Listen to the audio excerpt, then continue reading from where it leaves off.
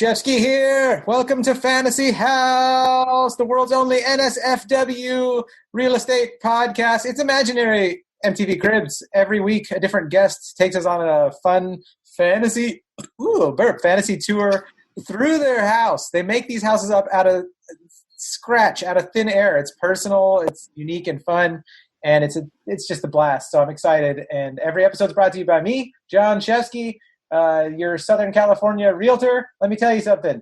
It's crazy right now. There is a pandemic. Things are wild.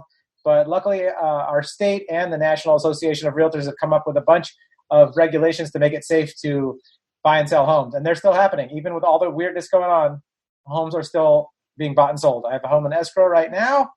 And if you have any questions and you want to know about these things, I would love to tell you all about how this stuff is working out. Email me at fantasyhousepodcast@gmail.com. And we'll talk about it. My guest today is a good friend of mine, hilarious comedian, awesome dude. We've road dogged and had a blast every time we've done any road dogging. And he's a sweetheart, and I'm super excited. Eric Hahn is here. It's gonna be great. Hello. Yeah, that's right. Here he is. And now, in the words of the great Angelo Bowers, let us do this. Woohoo! Won't you take us on the grand old tour of your fantasy house? You're the hostess with the most experience in your fantasy house. You don't need money for expensive construction. The only limit your imagination. You're on the grand old tour of your fantasy house right now. I've been looking forward to this forever, and especially with quarantine, it's so nice to see your face and to hear your voice and to just to know that there's something going on outside in the world. Right? We're almost we needed that technology. Have you ever seen those, like the physical technology that they have where like you have like you wear your VR mask and then they can make it so you can like shake hands or like touch, and they're working on all these things so like it would travel through the internet, that like you'd be in a little chamber where you could actually feel each other, right? I need to be able to hug you, man. I want to hug you, Eric. I know, You're a right? huggable dude. And then after all of this is done, the irony is we're going to have to go through a period of time where everybody's going to be hesitant to hug and to shake hands, and we're going to have to go through this whole like learning curve, and that sucks. Yeah, because I'm not a hugger of people that I don't know very well, but I am. If there's a small group of people that I absolutely love, like you're in that group, I only see sporadically. So when I do, it's like such a celebration. So I want to hug them, and so now it's just we're gonna have to show each other papers or something before, you know what I mean? Like I got a clean card, like I'm COVID free, you know what I mean? Oh, dude, they need to have that. We need to have like badges, like I'm fine, everything's good, or I'm teaming with herpes, but it's dude. Speaking of teaming with herpes, I think Rhonda Patrick was on Rogan recently, and she was talking about some studies of people's immune systems, and that there's a certain kind of herpes that like most people in the Western world have. That is like a very underlying, like you can't really see the outbreaks of it and whatnot. And it's a form of herpes, but she said it's supposed to do with like strong immune systems for like younger people. I don't know at what age they consider younger people, but obviously by the time you get to your 70s, they're like, well, now it weakens your immune system. but yeah, I think that there's definitely some truth to that. The herpes safety. I believe it. It's the herpes safety in our society. Mm-hmm. People thankful. Thank God I have herpes. I can survive COVID. That's why I grew this beard. So when I get, cover up my chancres. You cover up your chancres? Yeah, I'm a romantic, basically. That's what I'm trying to say. A physical romantic? I'm a risky romantic. There are many times I said, screw it. No, but it's funny. I've done a couple Zoom things during this whole lockdown, and I find myself like cleaning my whole house for it. I'm just like, the fuck am I doing that for? I'm just sitting on my bed. So I try to make sure you're... I put some props behind me so that it looks like somebody actually lives, like a vase. Like I'm playing an adult is what I'm trying to do. I want to read your books. What do you have? You have Writing Alone. Writing Alone. It's a little depressing for this time. We need writing with people. Well, this is a very good book, Writing Alone and with Others. Oh, okay. I didn't see that part. Very, very good book. Okay. Very, very good book. Okay. And then this book is very much a downer. Slavery About race relations. Okay. Very downer, but very realistic book. I love it. And then what's Slavery by Another Name about? Is that a one-line long? It's the re-enslavement of Black Americans from the Civil War to World War II. So this is all the slavery that our whole systems are built on. So it's like this is a must read, especially for white people, to really understand how deeply entrenched we are in racial hatred. It's intense. And this is a very, very good book. And then this, switching gears, Save the Cat, is about screenwriting. Very, very good book. I think you're at Slave the Cat. It's a combo of both those books, and it's about screenwriting and how Black people are. Yeah, make slaves of your cats. Oh, dude. And then this is just a fiction book, just a little fiction book. Fiction's good. Then I hid all my pornography, so that's what you should have had. It was stacked up behind you. You should have had your intellectual books on one side, and then a bunch of raunchy pornography. Do you have pornography books still? Just like raunchy VHS tapes. Oh yeah. You remember those giant boxes they would come in? So exciting when I go through my grandpa's stuff and be like, whoa, big VHS boxes. This is going to be good. Those were the days. That's when you had to work for your pornography. You had to put in some work. That's right. You had to go to the store, rent it, bring it home. Oh, yeah. Keep it too long. Yep. Go back in shame. Pay your late fees. Looking like some kind of freak who can't keep his hands off his wiener long enough to return things in time. I miss those days. I miss those days. Even with all the negatives you just said, the one thing I love about it, no odd commercials. So absolutely. Or no fucking spooling and, when it's like buffering. Oh, buffering while you're just trying to talk to your genitals? Hang on, buddy. Everything's fine. Just chill. It's like talking to your what do you call it? Your dog on a leash. Chill out. Come on. Just waiting for the door to open. Don't jump out of the escalator or elevator. Yeah. I remember. Yeah. And I'm 52. I can't stop midstream. What, you know what I mean? Like that's for younger guys. Not to get too gross for my fantasy house audience, but I'm sure they've been there no matter what. You got to slow your pace down. Absolutely. Keep your penis interested, but at the same time, don't get them so excited that you miss a good opportunity. Because nothing spoils the hard work of watching a porn for 20 minutes and having a mediocre orgasm because right? It's an investment. You know what I mean? I need that story arc. It's a journey, one-way journey. Do you notice, since we've gotten dirty right away, do you notice that, are you able to fantasize without visuals now and stuff like that as well as before the internet? It's surprising how that's just dead. Same here. I used to be laying there in bed when I was a kid and just be like, woo, like a full scene would just play through and it would be so hot and perfect. And now it's like, what does sex look and smell like without what does it feel like? And you can't even do it. Oh, that's so sad. It's like directions. It's like the dirty version of not knowing where directions are because of Google Maps. I have no direction nor sexual imagination. You don't even know how to get there. You just know how to have somebody tell you how to get there. And that's a huge handicap. You know what I mean? Yep. It's sad. When I think of younger people now that is just spoon-fed everything, they're really missing out on, making those connections in your mind and having those exercises of imagining and, you know what I mean? Totally. But don't get me wrong. I still want internet pornography, though. They can't stop that. That would be the end of civilization. Keep it there. I heard in Italy that Pornhub was free for the 2 months that they were on lockdown in Italy, or maybe it's Pornhub, one of the big porn companies. Oh, they made their big membership free. I'm pretty sure. I think they did something like that in the States too. But my Pornhub is always free. I don't know how to. Well, there's the main Pornhub. Look at us, two just perverted experts. No, there are two. I feel like we're on the gross CNN, just gross CNN. there's two Pornhubs.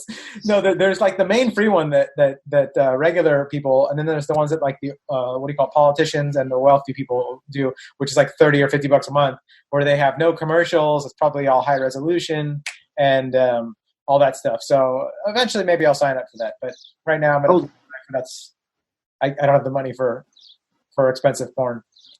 I guess I never really thought of there being a whole other option. You know what I mean? Like, I just don't even think to, like, enough. It's enough to me to be able to just see, like, free shit. Like, it's pretty phenomenal, the stuff that we just get to log on and see it. I found, like, pornos that I watched when I was a kid that I found, like I said, in Grandpa's closet.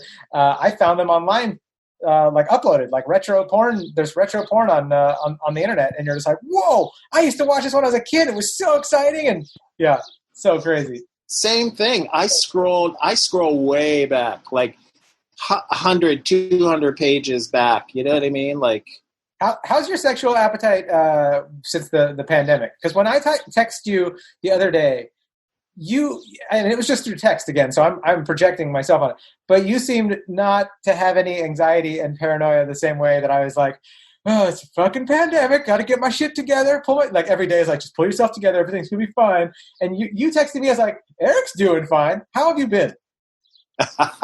I've been surprisingly fine. You know, I feel like the work that I was doing for money, which is waiting tables at 2 different restaurants prior to the pandemic, was sustaining me financially really well, but I was also hating that fucking job. Like, yeah. I've done it too long.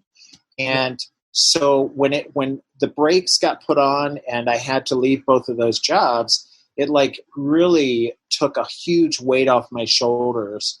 And I'm certainly worried about our country. I'm worried about where we're going politically. I worry about the people that I love.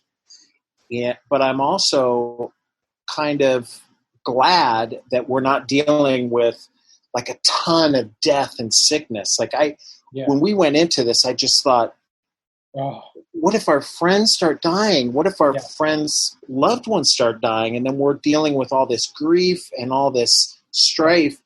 And we haven't had to, thank God, so far we haven't had to deal with anything like that. Yeah. All we've had to deal with is being locked in our homes. And this is LA. We all have decent apartments. You know what I mean? I'll just sit here and fucking eat all day and watch bullshit YouTube videos. I can do that. You know what I mean? Yeah. Oh, yeah. No, I feel the same way. Like it's easy to, I mean, there have been a lot of complaints of people, I'm so bored and this and that. And it's like, dude, like, get a grip. Like, people are suffocating on their own lungs right now, or there are people, first responders, that are having post-traumatic stress disorder, seeing a bunch of people suffer. So I think you're so right. Like, we live in like a time period that it's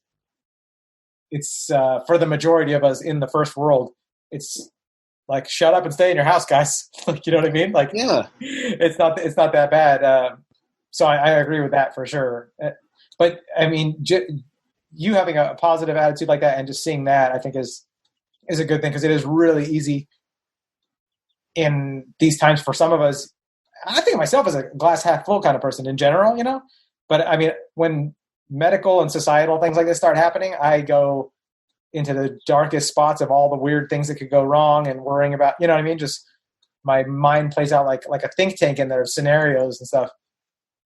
So to see like the simple, like, here's what it is, stop overwhelming with all the thoughts of what could be wrong or how bad it is in some ways, to realize like, if you are in a lucky spot, doesn't mean you should ignore, because I know some people will take it like, oh, easy for you to say, Eric, in your nice LA apartment. But it's like, well, should Eric be negative and complaining about that when you should be grateful? Like, oh yeah, and I should be grateful. I live in my house and like, it's not perfect. There's problems, but man, compared to what people went through during the Marcus Aurelius era of pandemic or whatever, I'm like, you know, this is something I shouldn't complain about. People are suffering way harder than this. So yeah, and it's a good time, and not to sound all Pollyannish, but it's a really good time. Pollyanna-ish, but did I say that right? Yeah, what is it? Oh, that means like putting way too positive a spin on something. So I don't want to come across as that, but this is like, when somebody is in a position like I am, where it's like I'm feeling positive and full of hope, my first instinct is to go, okay, I'm in a really good position to help somebody right now. You know what I mean? And in big ways and small ways. And so once you open up your mind to that, then you start seeing all these little ways that you can affect things and make a change and make it better. You know what I mean? I mean, just last night, I thought of somebody that I hadn't talked to in months, and I'm just like, I'm going to reach out to him. And I sent him a note, and we had a great exchange back and forth. And it just like, I felt so great after that. It was just like 30-minute back and forth text thing, but it's just like, he was just like, it was so great to hear you. I was going through this and blah, blah, blah.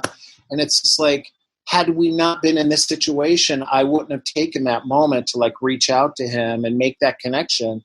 And it was like, it just was such a gift to me. I felt high the whole night after that, just from that little exchange. You know what I mean? So this is a time for miracles and a time for I don't want to say hope, but just like good vibes and time to reassess everything and realize how amazing things are.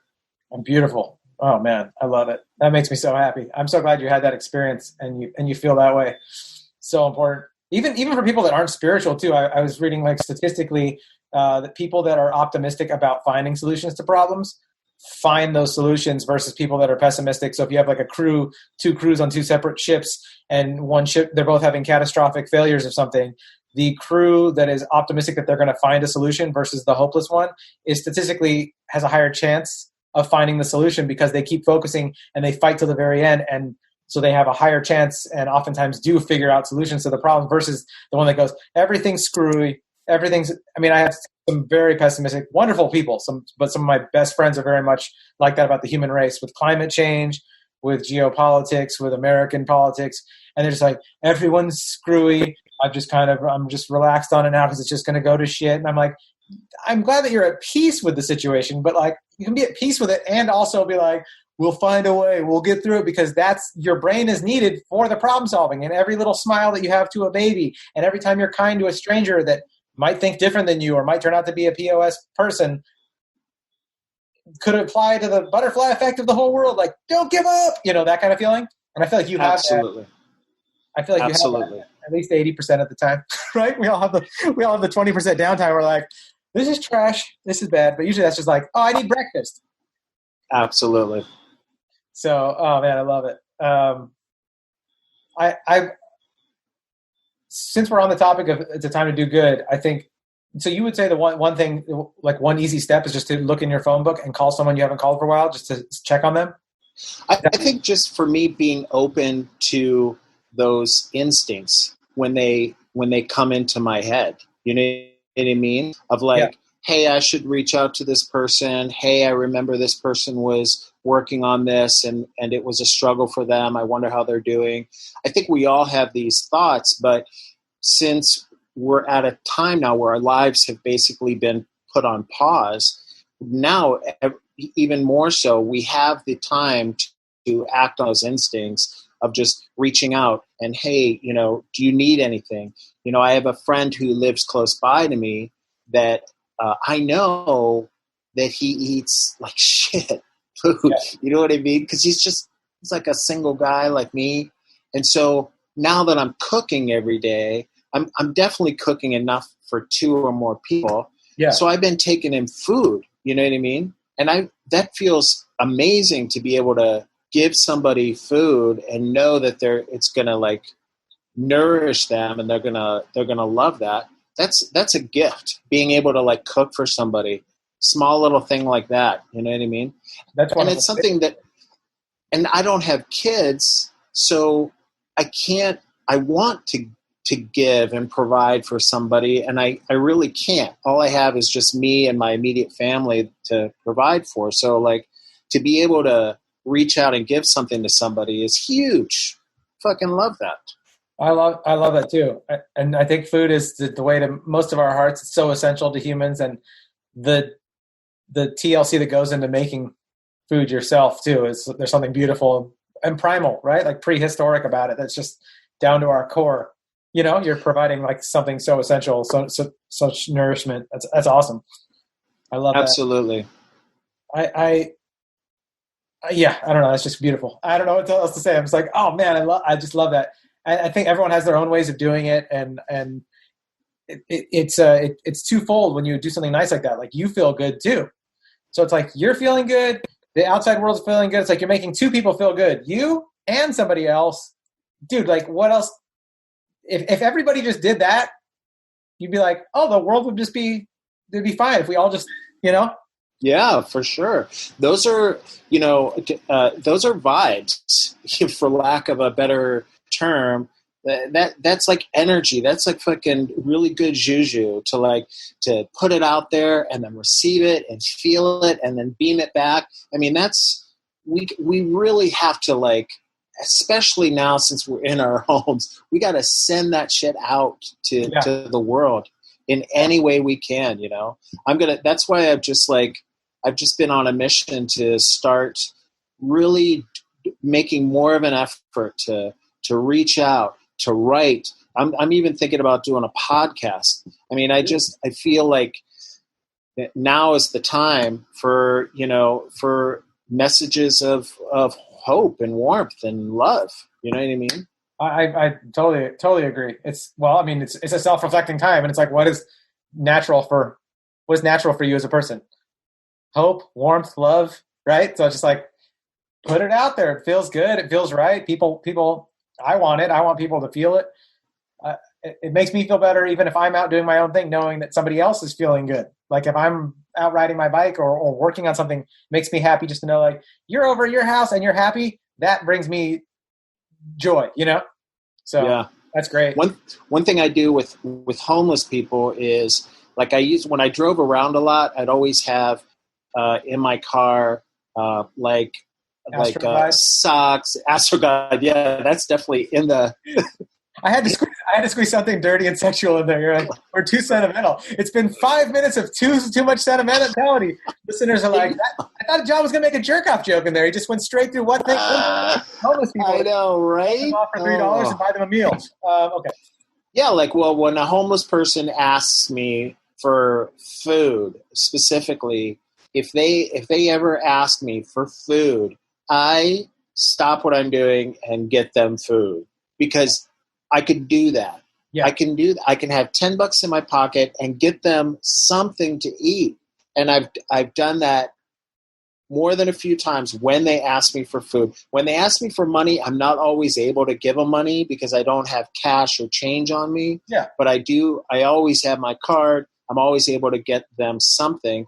And then I walk away and it doesn't make me feel godlike or something. It just makes me feel like no one should be hungry right now. No one should be hungry in this country. Are you kidding? We're fucking throwing away food all over the every day. There was a guy on that Intelligence Squared podcast the other day, and I feel like he was an economist, but whatever he was doing, he had a great interview, and he was talking about the same thing we always hear. There's plenty of food for everything. For 9 billion people on the planet, there's plenty of food. He said the problem is just distribution. There's just no way, and there's no profit to be made in certain forms of the distribution. So it's very hard to get that large scale taken care of. But it's like you're right there, you're person-on-person distribution. Let me just get you a taco. I'm getting a taco. Let me get you a taco. Although one time I did that out front of Tom's Burgers. I walked out and I had a chili cheeseburger and fries, and there was a homeless person there asking, and I said, here you go. And I thought I gave them my fries. I gave them my freaking chili cheeseburger. So it doesn't always pay off. That did happen. But and I got back to my friend's house and I was like, all I have is fries. Damn it. I would have rather. And I was like, she deserved it more. I've had plenty of chili cheeseburgers in my day. Oh. Anyways, I'm still missing that chili. I haven't gone back there since, by the way. This is like 8 years ago. So I'm still missing that cheeseburger. That's my country. I'm still missing that cheeseburger. She was gonna be so juicy and tasty. I could just taste it now. Juice just running down your face. Oh yeah, dude. That's like the epitome of just that like just lust for food, where it's just like The chili at that Tommy's Burgers is so greasy and weird, but yeah, I haven't had it in like 10 years. I miss it. I need to go get it. So good. It's so good I'd shove it up my butt. Like I would eat it that way. South Park of you. It's the healthiest way to eat. Have you have you been ordering in food, or do you just cook at home? I've been cooking at home, period. Like I haven't ordered anything for delivery.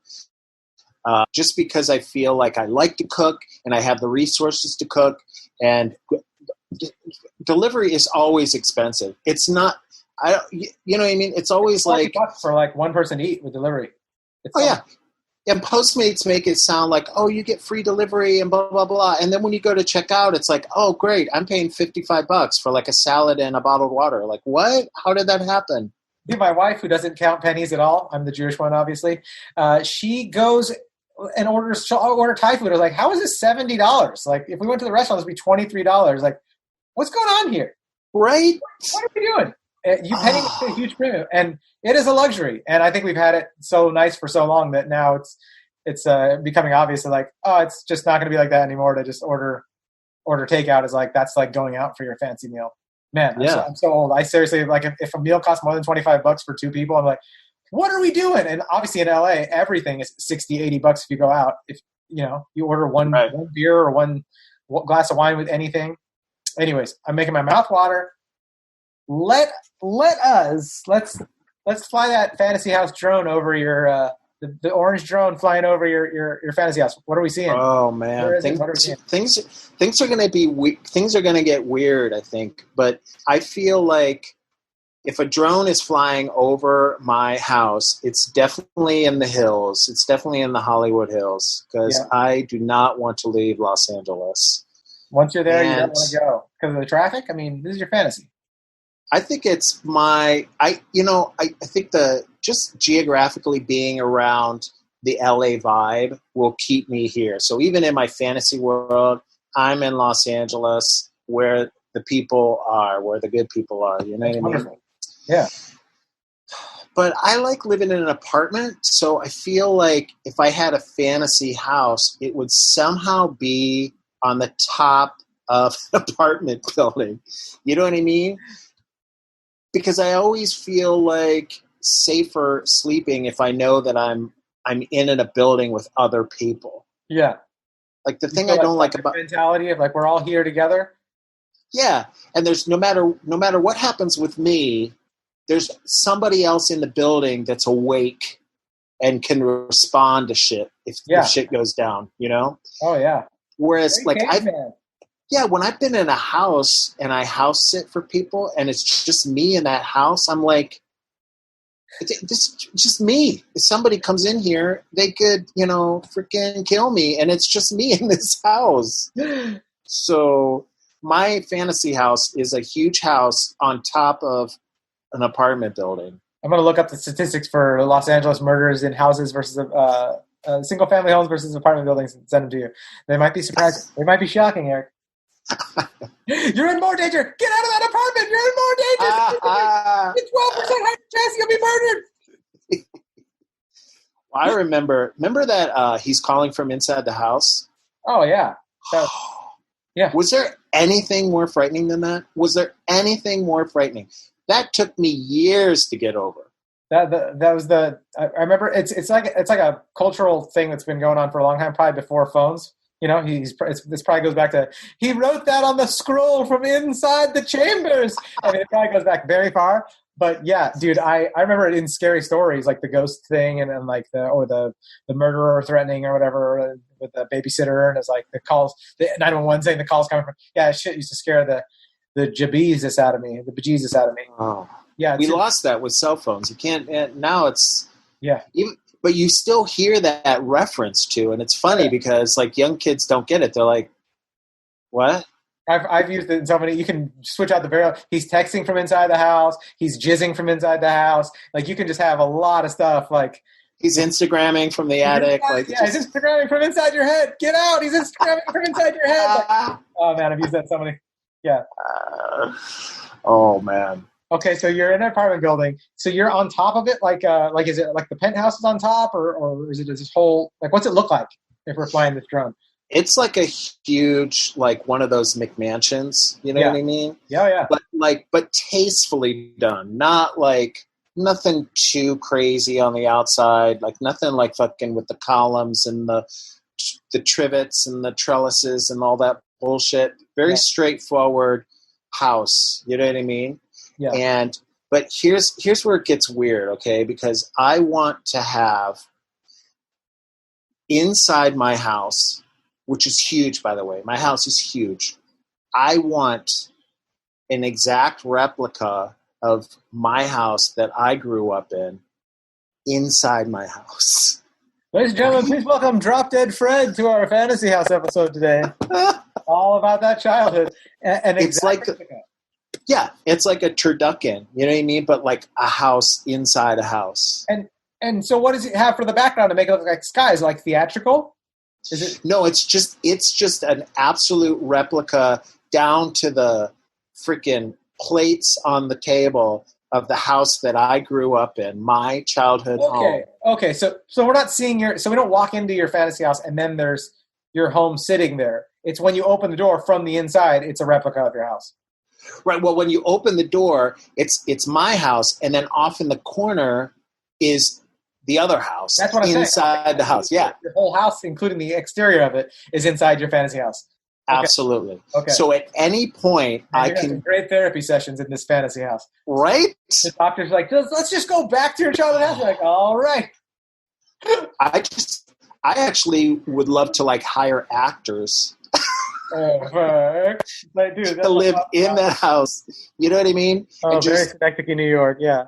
Redirect like the episodes of my life to have the endings that I wanted to happen rather than what actually did happen.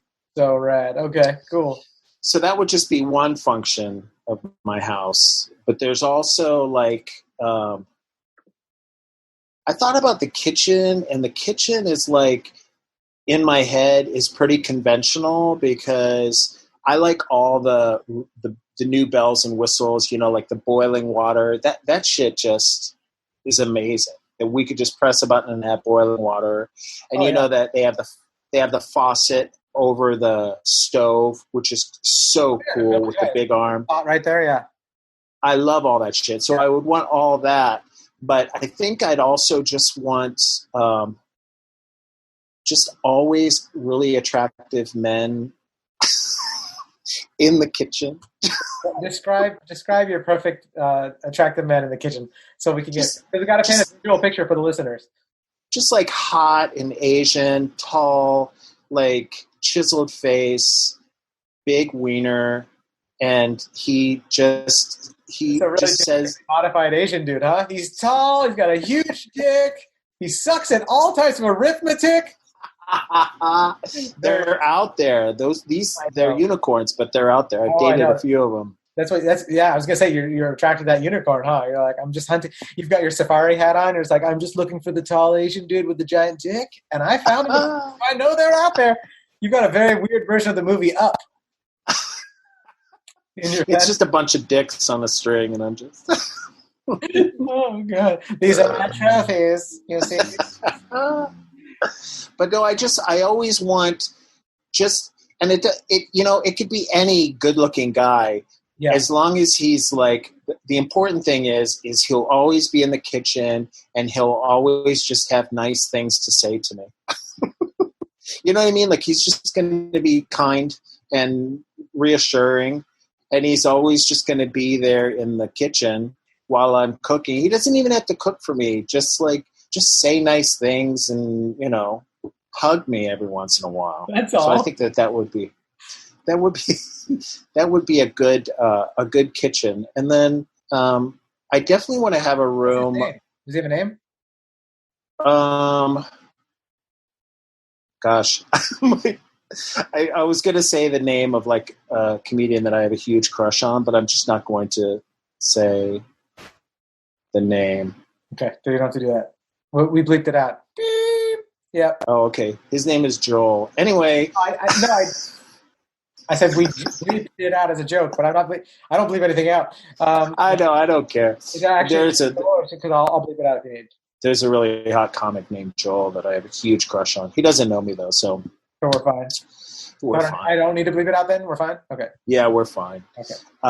There's so many Joels out there. I know. And if I just say Joel, I don't think people will get it. Is it my friend Joel? Joel. Jimenez? Is he Asian? No. No, then he's not a good friend. Okay. I just want to make sure it's not Joel, because Joel Jimenez also, he's not Asian, but, he's very soft-spoken and has a huge penis. So I was like, Joel is definitely going to find out about this. Ooh, nice. I'm friending him on Facebook as we speak. It actually is Joel now. I was like, he's not tall and Asian. He's not tall and Asian. He's short and African. Please, don't harass Joel. Joel's going to call me, did you sick Eric Hahn on me? He's just kind of been blowing up my Twitter, my Instagram. Oh my God. I think people would be surprised to find out. First off, there's only one comedian that I have a crush on. I know tons of really good looking comedians that are my friends, but to me, friendship is so important that I can't sully it with being attracted or wanting to bone my friends. You know what I mean? Totally. Even if they're super attractive, and we both know some freakishly attractive performers that, you know what I mean? That Lachlan Patterson. Come on. Oh no. He's a beautiful, beautiful human being. Right? But it's perspective.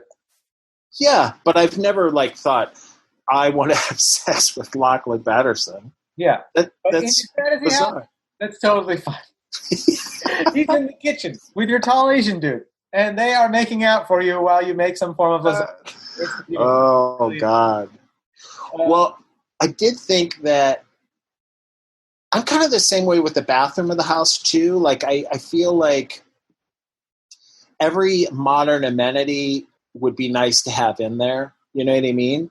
But I think that for a bathroom, I think that if I could just, every time I use it, have it just be completely fresh. You know what I mean? It's a new bathroom. It's just clean? Yeah, just completely, you know what I mean? So there's because I've lived all my life, other than all my adult life, I've lived in apartments where people have used the bathroom before me. And you can't get their dirt off, you know what I mean, unless you just completely renovate. Well, yeah, that's for sure, that you can't get physical large amounts of scum off of everything. However, calcifications and because of the coronavirus, I've gotten so many ads for these black light, UV light, whatever that frequency is, that's safe for humans but absolutely devastates viruses and bacteria.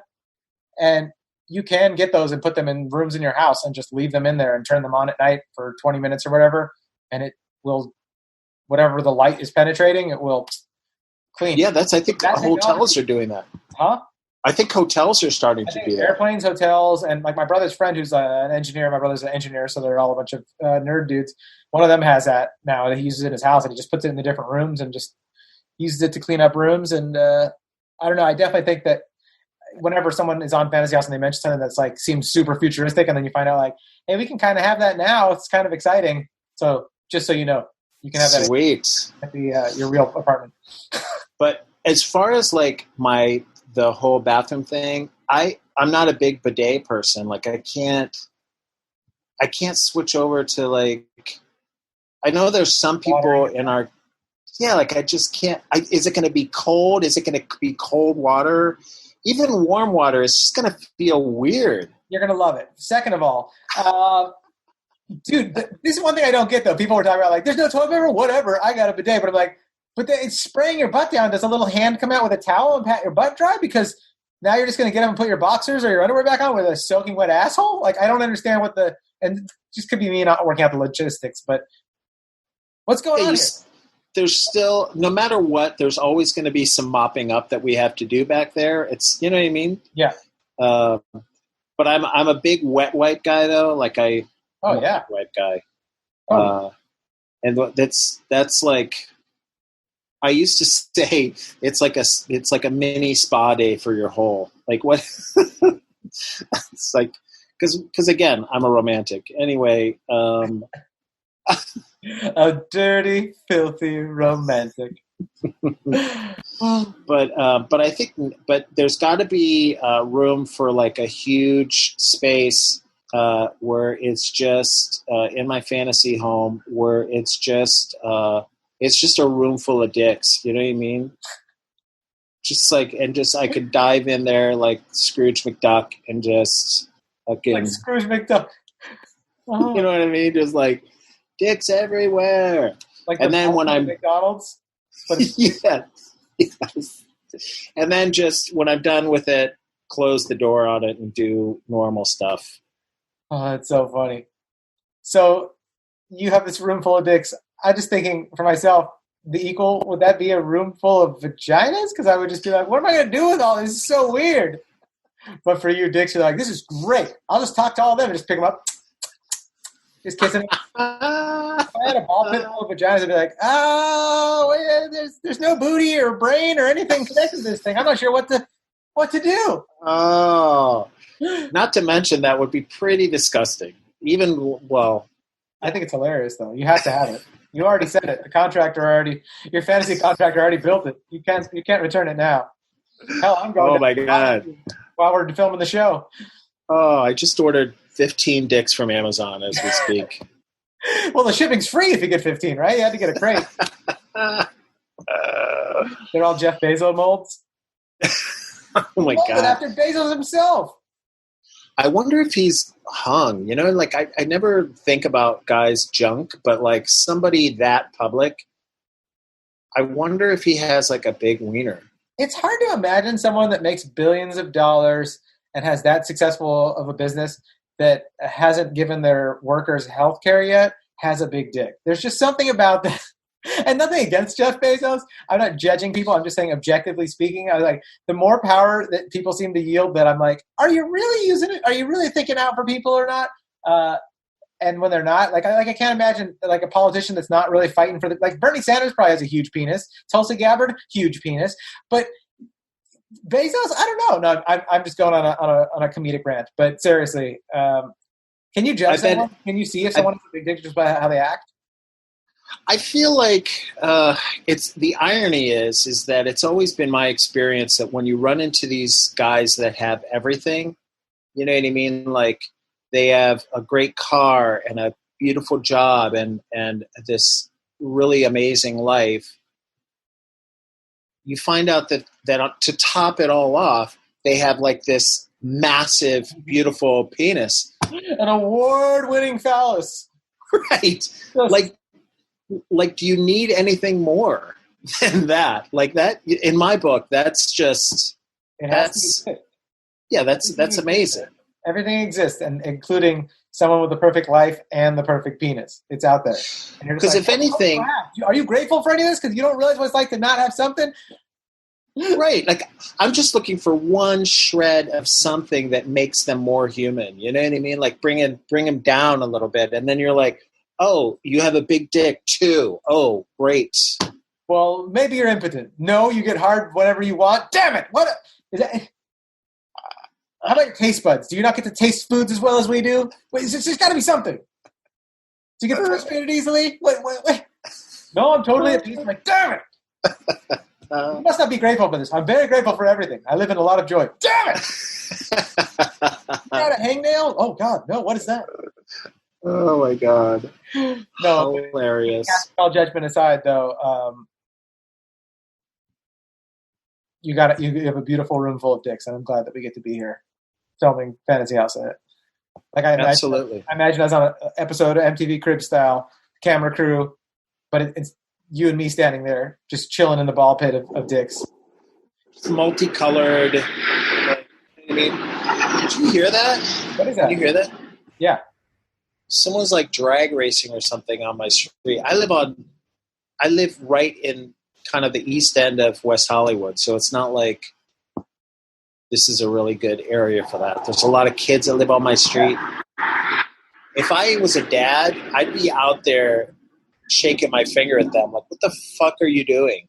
The I'm sensitive to noises. You know, I got that little, my pie chart of autism. There's some stuff like loud noises really drive me nuts. If it's not controlled and planned, like I'll take loud music when it's planned. But man, the city life of helicopters and cars, I think slowly was driving me insane when I was younger. It's the worst. High street sometimes, and I live in the calmest, quietest suburbs, and we'll have a different style than the LA bro. We have the very suburban, the Trumpy bro, you know? Yeah. And but it's the same level of just like knuckle dragger, I just got to do this. And you're just like, oh man, I bet your sperm works perfect and you're going to have 10 kids because you're such a fucking idiot and an asshole. Oh.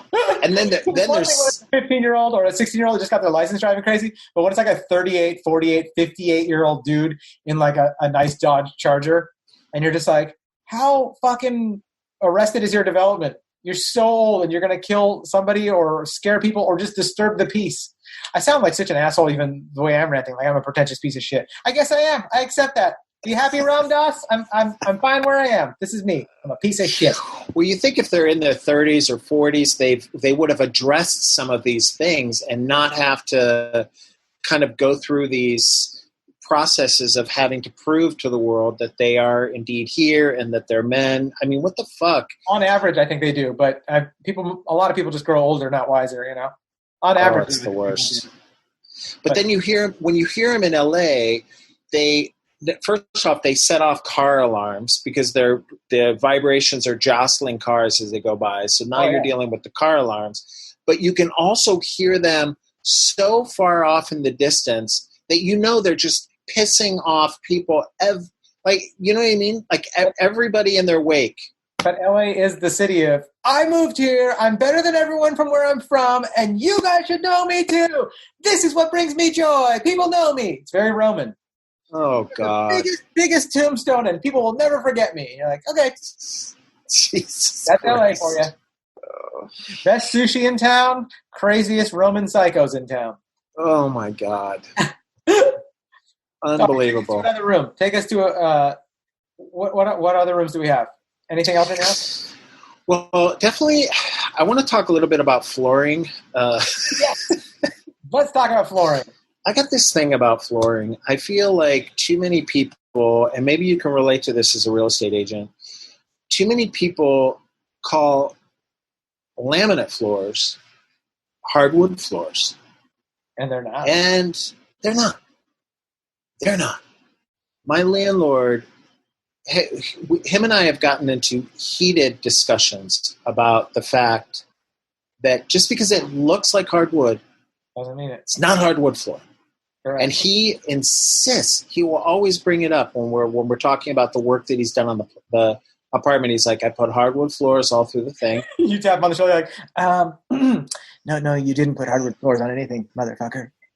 No, I'm like, it's strips of plastic that are painted to look like wood.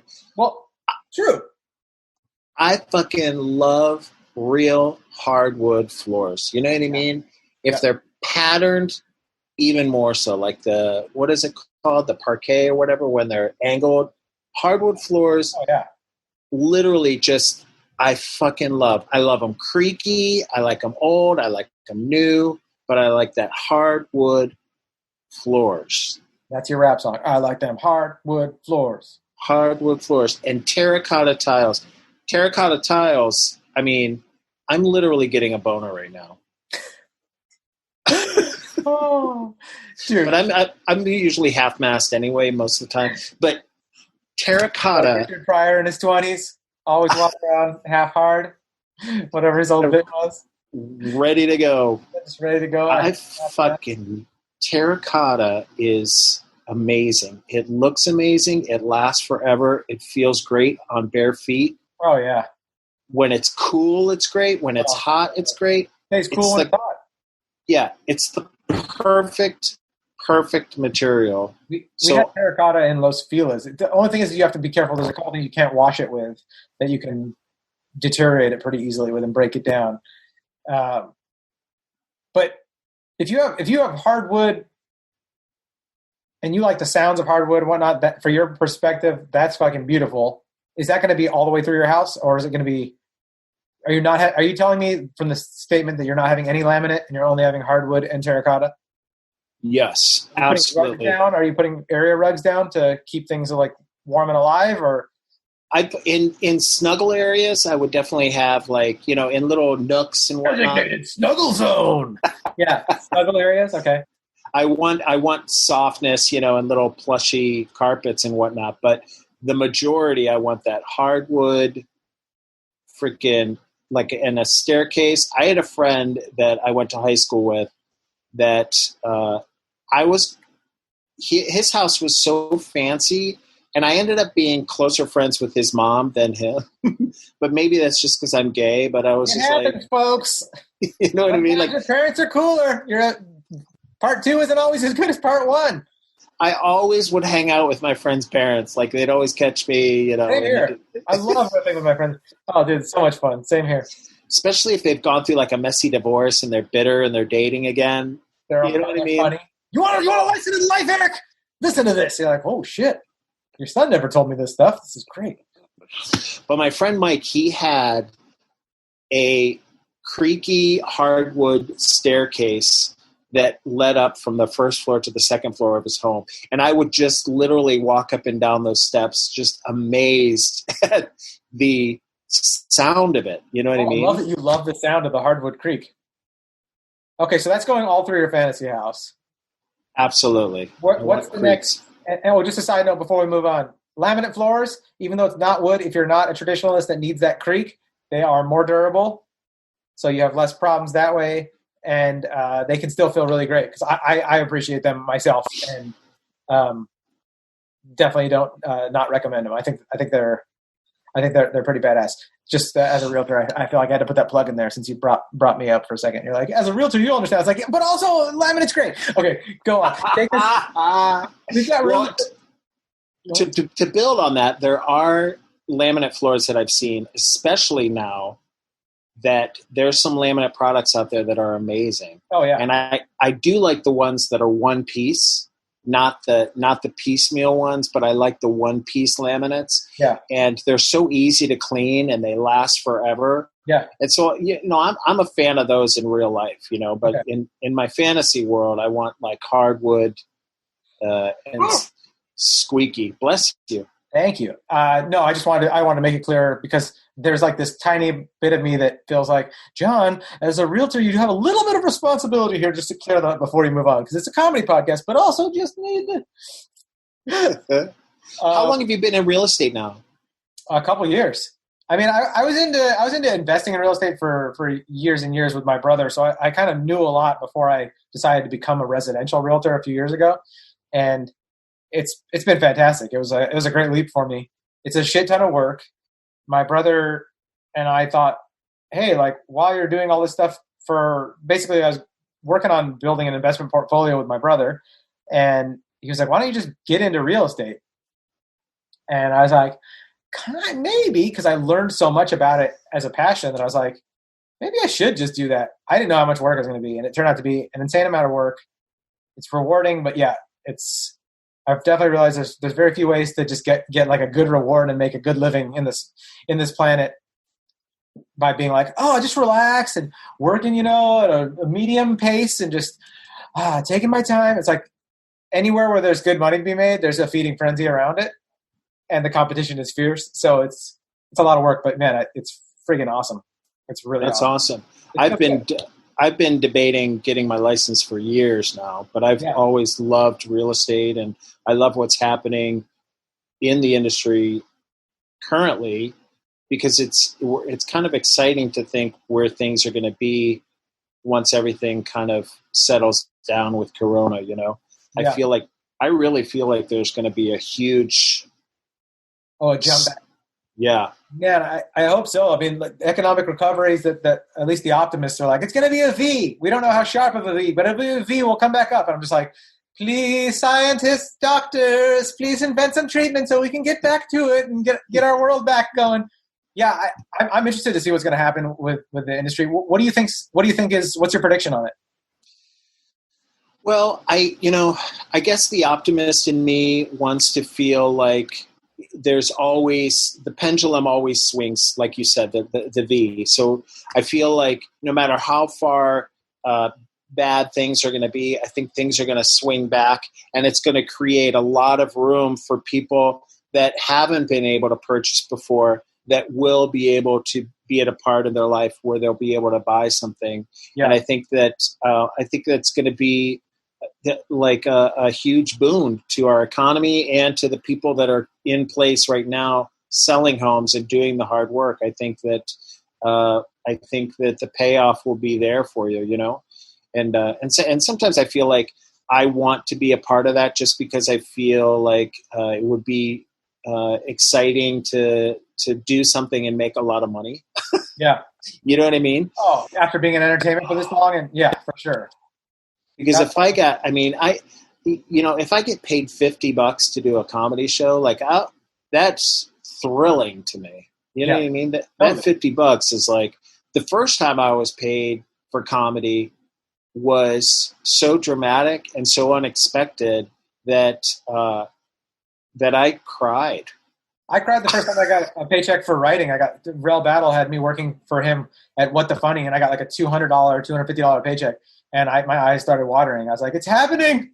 Yeah. I'm making money doing what I love and what I feel like I was supposed to be making money doing in this world. It's happening. Absolutely. I remember clear as a bell. I was in downtown LA, and I had this wad of money in my hand, and I was leaving a show, and they're like, "Hey, you're getting paid. You headlined, you know?" And I'm like, "Oh, I just thought that meant I went last." And they're like, "No, you get this chunk." And then I'm walking back to my car, and I'm like counting through it, and I'm like, "Oh my God. And I just was so happy. Tears. Oh yeah. It was such an LA moment. And I was actually, at the time, I had a singing job in Silver Lake that I would do every other week. Job? Singing. What is this? Tell me more about this. It was at this bar that's no longer there in Silver Lake on Hyperion. They went broke from paying people to sing. Go on. We made $8. We owe it to the singer. Damn it. We're going on. No, I was in a comedy show. That's where I got the money from. But then I was on my way to do this singing gig that I had on Fridays. I'd have to be there from like 11:30 to 12:30. Wow. And this guy that ran it was kind of an open mic for singers, and it was like a cabaret style. And man, every time I did it, I was tired going there, and I'm thinking, man, my first time I went, I remember thinking, who's going to be there at 11:30 on a Friday night? You know what I mean? Like, I was so stupid thinking, because when I got there, the place was packed. Oh, yeah. Walled, like I literally had to crawl through people to get to the front to tell the guy that I was there. Yeah. And then he had a really great system where he had like 4 singers, his stable of singers, that he would bring up in between people that came and wanted to sing in the open mic. So my time slot was 11:30 to 12:30, and I'd get up and I'd sing the songs he'd want me to sing, and then sit back down. And then 12:30, I was out of there, and he paid me like $50. Oh wow! Look at you making that cash. Oh, I loved it. That just felt like that was my quintessential LA moment. You know what I mean? It's like when I'm heading from one place, making this money, and heading to another, knowing I'm going to make money. I'm just so good. So good. Until you cut to the next day and I'm giving that money to a hooker. But anyway. Nothing wrong with supporting all of the economy, the whole economy. Absolutely. Whole economy. Yeah, hookers make a lot more than stand-up comedians. That's the title of my book. Well, we gotta do another episode to get the rest of your house, because we're pretty much out of time now. And there's John, I had so much fun. There's another room, right? Or are we all done? I think we're pretty much done. Oh, well then good. Okay, well we can still do another episode sometime too. But I'm going to have you on my podcast next. Please, I would love to. You know what I mean? What's it called? Plug your podcast while you're on here. Oh, it's not out yet, is it? It's not out yet, but I'm thinking about calling it He Said, He Said. That's a great title. And it's going to be me and just a random straight guy every podcast, and we're just going to talk about like... Just a random straight guy? All right. You know what? You guys are all the same. You're the best. Well, guys, don't try to download He Said because it's not out yet where all podcasts can be found. But save this episode, write it down, and when Eric puts it out, when you do start that podcast, tell me, and then we'll plug it again on this. Come on and do another Fantasy House, and we'll plug it. I would love that, man. And thank you so much for having me. This was like my pleasure. Thank you. I'm a longtime listener to Fantasy House. Going back as far as 2 days ago. So I just... Folks, he's a comedian. Folks, he will be here all week because he's in motherfucking quarantine. He's locked out. Try the veal. Try the veal. Don't forget to tip your DoorDash drivers. Folks, he'll be here all week. He can't go. He doesn't have a face mask. Oh, dude, thank you so much for doing this. Thank you. Incredible time. Where can people look you up? You want them to find you on Instagram, or what's your favorite? Yeah, I'm at Eric Hahn Comedy on Instagram. Spell that out, I know, Han, because Han's got double A. Oh, yeah. At ERICHAHN Comedy. And I do some dank memes. That's a great ad right there. Guys, thank you for listening. And thank you. And for being part of this with us. If you're I hope you're having an all right time. I hope you're staying safe. And I hope if you're out there working and hustling, we thank you even more for being nurses, doctors, essential workers. And if you're home, thank you for being home. Thank you for being you. And just hopefully you can take some of the good stuff you learned too from Eric's way to feel better and help out people and call someone, cook for someone. If you want to give to some charities, for Mother's Day, we gave to Jane Goodall Foundation for my wife. Oh, nice. Put it on a monthly thing where you don't even have to think about it. It just comes right out of your, they just charge you automatically, and you can choose whatever price you want to just have removed from your, taken from your credit card every month. Beautiful, perfect, and you can contribute to Jane Goodall. She's big on a lot of wonderful things around our planet. Also, we gave to, what's the name of it? The one that does all the refugee work. Because the refugees right now with coronavirus. Amnesty. Not Amnesty International. But it's another refugee one. I'll have to look it up. Maybe I'll try to put the link in the bio. But let me look it up real quick. Let me just see if I have time to just look up.